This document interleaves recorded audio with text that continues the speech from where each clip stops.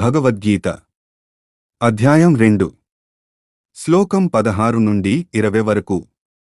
భగవద్గీత అధ్యాయం 2 శ్లోకం 16.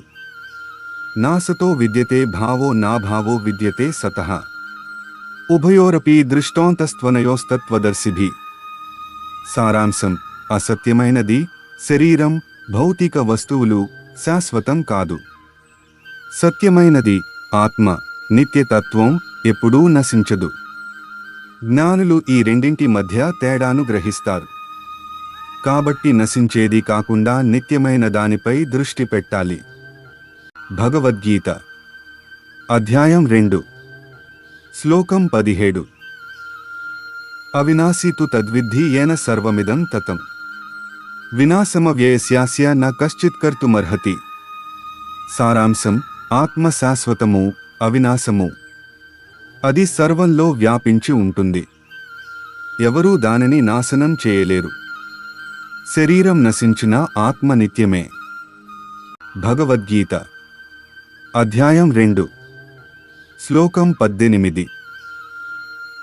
అంతవంత ఇమే దేహా నిత్యస్యోక్తాః శరీరిణః అనాశినో ప్రమేస్య తస్మాద్యుధ్యస్వ భారత.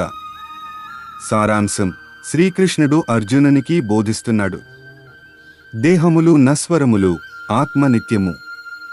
ఆత్మ అనాశనం కాదు, అపరిమేయము. అందువల్ల అర్జున, ధర్మయుద్ధమునకు లేవుము.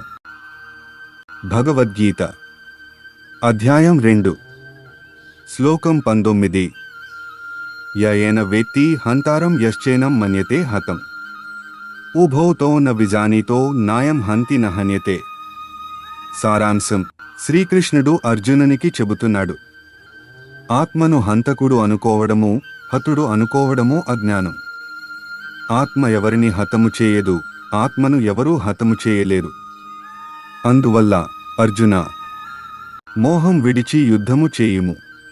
భగవద్గీత అధ్యాయం 2 శ్లోకం 20.